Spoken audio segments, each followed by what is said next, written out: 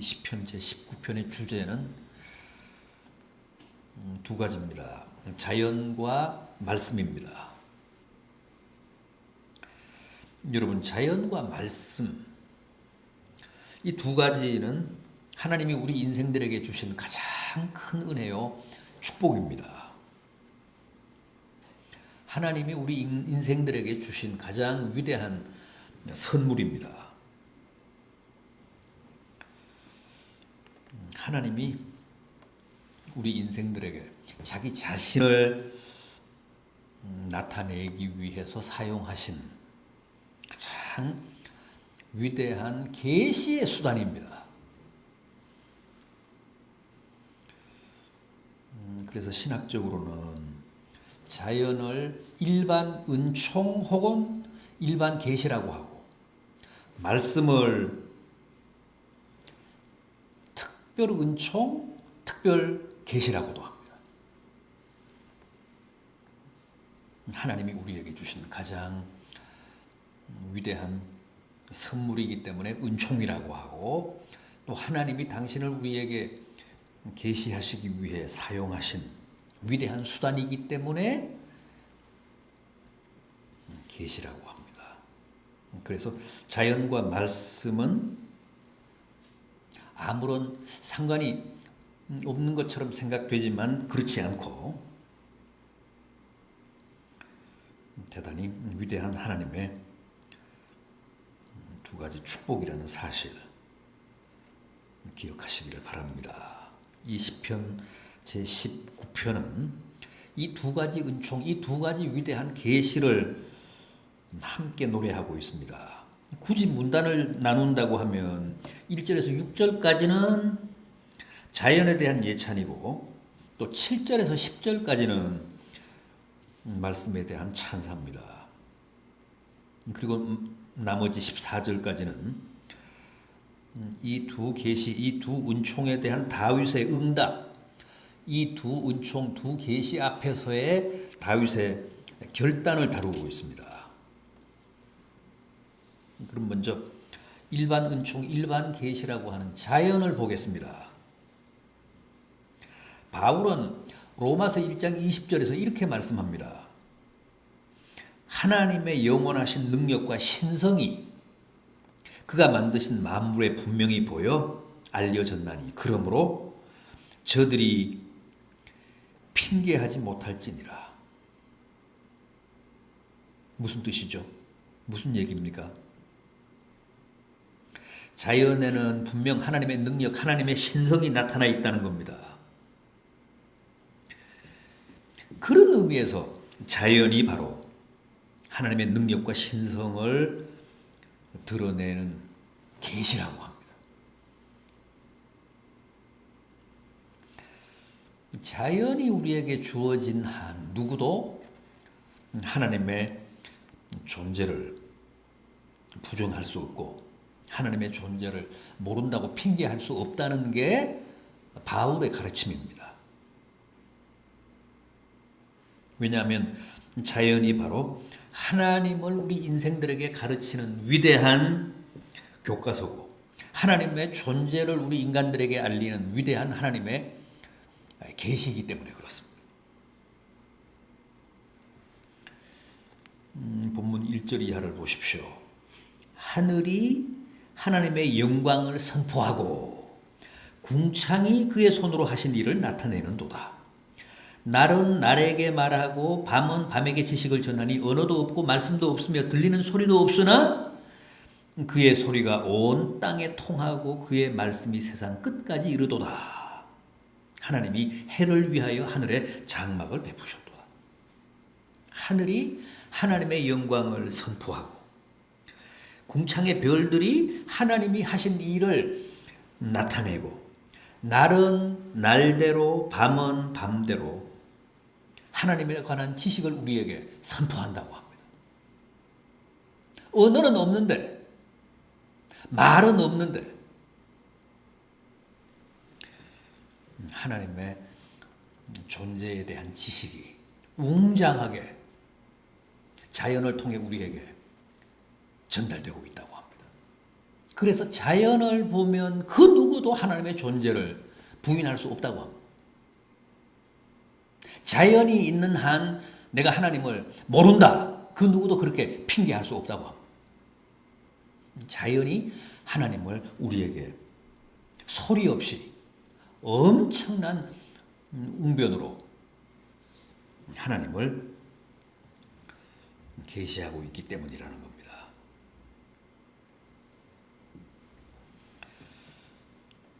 6절 하반절을 보면 이런 말씀이 나옵니다. 그의 열기에서 피할 자가 없도다. 그렇습니다. 우리는 자연 그 어디에서도 들풀 한 포기에서도 햇볕 한 줄기에서도 하나님의 숨결을 느낄 수 있습니다. 하나님의 따뜻한 사랑을 느낄 수 있습니다. 체험할 수 있습니다. 자연은 그렇습니다. 우리 피부로 하나님을 체험하게 합니다. 하나님을 깨닫게 합니다. 무한한 우주를 통해 자연은 하나님의 위대하심을 우리에게 증거하고 또 우주의 신비와 조화와 아름다움을 통해 하나님의 오묘한 능력을 계시합니다. 선포합니다. 또 자연은 그 넉넉함과 풍성함을 통해 하나님의 무한하신 은혜를 우리로 하여금 깨닫게 합니다. 우주가 얼마나 방대합니까? 자연이 얼마나 넉넉합니까? 하나님의 사랑과 하나님의 품이 그렇다는 거죠. 들을 귀 있는 사람은 이렇게 자연을 통해서 얼마든지 하나님을 체험하고 하나님의 음성을 들을 수 있습니다. 하나님의 존재를 확인할 수 있습니다.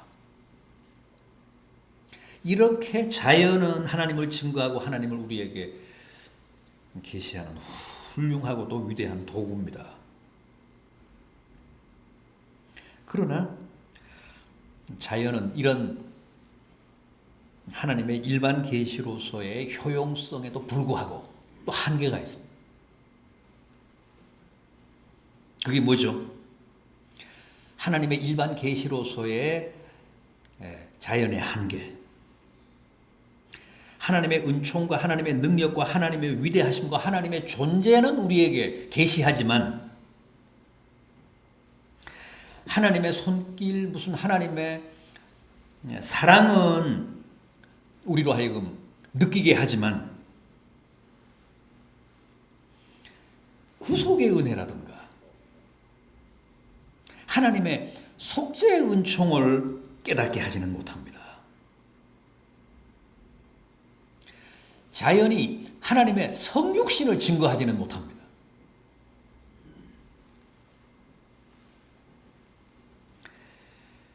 이성적이고 또 합리적인 하나님 이해나 하나님 인식에는 도움이 되지만 결정적으로 우리로 하여금 하나님을 만나게 하고 하나님의 구원을 체험하게 하지는 못합니다. 자연이 우리에게 십자가의 도를 가르쳐 주지는 못합니다.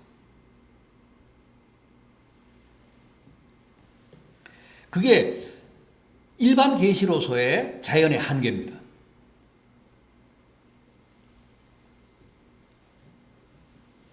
그래서 하나님이 다시 주신 게 뭡니까?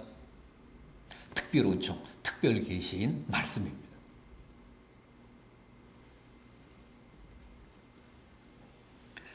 일반적인 하나님의 계시는 자연을 통해 다 우리가 깨닫게 되는데 체험할 수도 있는데 특별한 하나님의 은총, 특별한 하나님의 계시는 자연을 통해 깨달을 수 없습니다. 그래서 우리에게 주신 특별한 은총, 특별한 계시가 바로 말씀입니다. 우리가 구원 얻는 데는 이 특별 은총이요, 특별 계시인 말씀이 절대적이고 결정적입니다. 말씀은 뭡니까? 하나님의 특별한 은총이요 특별한 계시인 이 말씀. 우선 말씀은 성경입니다. 성경이 하나님의 말씀입니다. 성경은 기록된 하나님의 말씀입니다. 문서화된 하나님의 말씀입니다. 그런데 하나님의 말씀은 성경만이 아니고 또 있습니다. 뭡니까? 설교. 설교도 하나님의 말씀입니다. 선포되는 하나님의 말씀이 바로 설교입니다.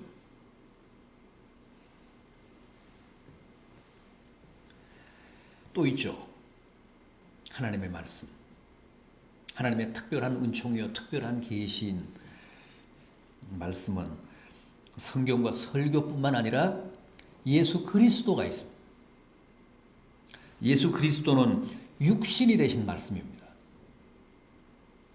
이 세 가지가 하나님의 말씀입니다. 이 세 가지가 하나님의 특별한 은총이요 특별한 계시인 말씀입니다.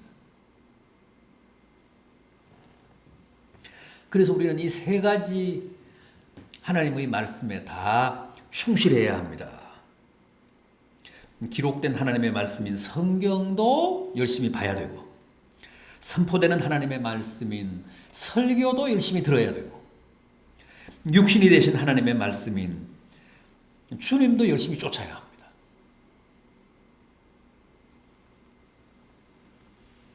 왜 그래야죠? 우리가 구원을 얻는데 말씀이라는 이 특별 계시, 특별 은총이 절대적이기 때문에 그렇습니다.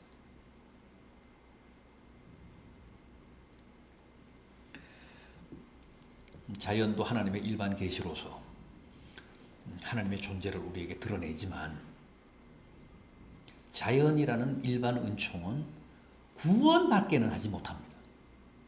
구속의 도를 깨닫지는 못하게 합니다. 그래서 우리에게는 말씀이라고 하는 이 특별 은총, 특별 계시가 절대적입니다. 성경 말씀, 설교 말씀, 육신이 되신 말씀, 이 세 종류의 특별 은총, 특별 계시인 하나님의 말씀을 더욱 가까이 해야 합니다. 오늘 본문 7절을 보십시오. 여호와의 율법은, 여호와의 말씀은 완전하여 영혼을 소성시키며 여호와의 증거는 확실하여 우둔한 자를 지혜롭게 하며. 하나님의 말씀은 완전해서 우리의 영혼을 다시 살린다고 합니다.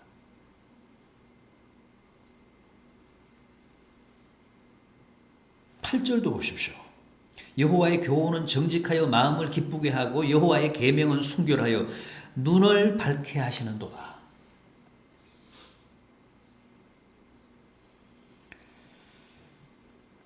여호와의 교훈은 정직하여 마음을 기쁘게 하고 여호와의 계명은 순결하여 우리의 눈을 밝게 한다고 합니다. 9절도 보십시오.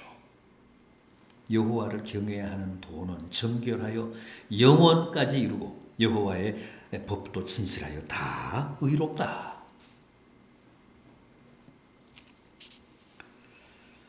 그래서 10절에서는 뭐라고 합니까? 금, 곧 많은 순금보다 더 사모할 것이며 꿀과 송이꿀보다 더 달도다.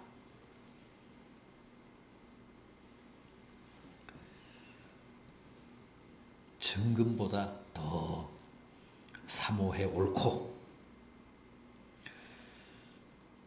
여호와의 말씀을 바르게 깨달으면 송이꿀보다 그 말씀이 더 달다고 합니다. 자, 이제 다윗은 이 자연과 말씀 앞에서, 일반 계시와 특별 계시 앞에서, 일반 은총과 특별 은총 앞에서 하나님께 두 가지를 기도합니다. 먼저 13절을 보십시오. 주의 종에게 고의로 죄를 짓지 말게 하사 그 죄가 나를 주장하지 못하게 하소서. 먼저 고의로 죄를 짓지 않게 해달라고 합니다. 여러분, 일반 계시가 있고 특별 계시가 있는 한, 자연과 말씀이 우리에게 주어진 한, 우리가 짓는 죄는 사실상 다 고의로 짓는 죄입니다. 몰라서 짓는 죄라기보다는. 일반 계시, 특별 계시가 없으면 몰라서 죄를 지을 수 있습니다. 그러나 자연이 있고 말씀이 있는 한, 우리는 거의 다 알고도 죄를 짓습니다. 그래서 지금 다윗이 고의로 죄를 짓지 말게 하소서. 전에 개역 성경은 고범죄를 짓지 말게 하소서 그랬습니다. 고범죄가 바로 고의로 짓는 죄입니다. 민수기 15장에서는, 민수기 15장 22절에서는 이 죄를 그릇 범죄라고 했습니다. 또 히브리서 10장 26절에서는 짐짓죄라고 했습니다. 짐짓죄, 그릇 범죄, 고범죄 다 같은 의미입니다. 고의로 알고도 죄를 짓는 겁니다. 모르고 짓는 죄는 정상을 참작한다고 했는데 알고 짓는 죄는 더 악성이라고 하지 않았습니까? 그런데 요즘 우리가 짓는 죄, 자연과 말씀을 주셨음에도 불구하고 우리가 짓는 죄는 거의 고범죄가 맞습니다. 그래서 지금 다윗이 그런 죄를 범하지 않게 해달라고 기도하고 있는 겁니다. 다음은 마지막 14절을 보십시오. 마지막 14절. 나의 반석이시오 나의 구속자이신 여호와여 내 입의 말과 마음의 묵상이 주님 앞에 연락되기를 원하나이다. 첫째는 고범죄를 짓지 않게 해달라고 기도하고, 다음은 내 입의 말과 마음의 묵상이 주님 앞에 연락되게 해달라고 기도했습니다. 이건 무슨 뜻입니까? 입의 말과 마음의 생각이 주께 연락되려면 어떻게 해야 합니까? 거룩해야 합니다. 그 말과 생각이 거룩해야 주께 연락이 됩니다. 마음의 생각이 성결해야 합니다. 그래서 자연과 말씀으로 역사하시는 주의 계시 앞에서 저로 하여금 항상 바르게 응답하며 결단하며 살게 해달라고 합니다. 그러니까 고범죄를 짓지 않는 데서 멈출 게 아니라 더 나아가 입으로, 말로, 마음으로 늘 주의 계시를 묵상하며 살게 해달라는 겁니다.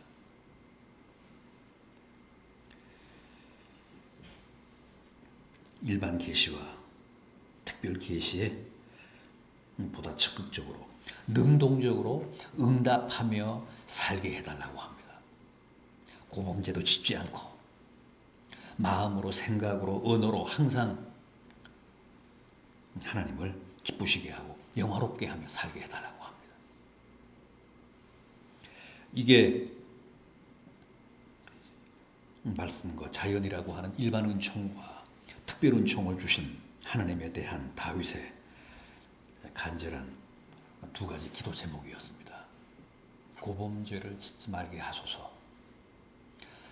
일반 은총과 특별 은총을 주신 하나님 앞에서 항상 경건하게 살게 하소서. 그래서 마음의 묵상과 입의 말이 주님 앞에 연락되게 해주소서 하고 기도했습니다. 그런데 이것은 다윗의 기도만이 아니고 오늘 우리의 기도여야 합니다. 다윗의 다짐일 뿐만 아니라 오늘 우리들의 간절한 소망이어야 합니다. 오늘 우리들에게도 하나님이 일반 계시와 특별 계시를 주셨습니다. 자연과 말씀을 주셨습니다. 고범죄를 피합시다. 짐짓죄를 피합시다. 또 항상 입의 말과 마음의 묵상으로 하나님을 영화롭게 하며 삽시다.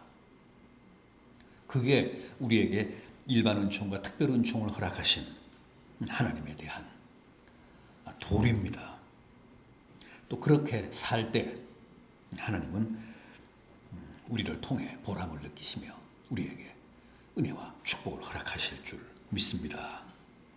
오늘 다시 한번 이 말씀과 자연에 대한 하나님의 은총에 대해 깊이 생각하시며 감사하시며 하나님의 성호를 찬양하시는 성도들 되시기를 진심으로 기원합니다.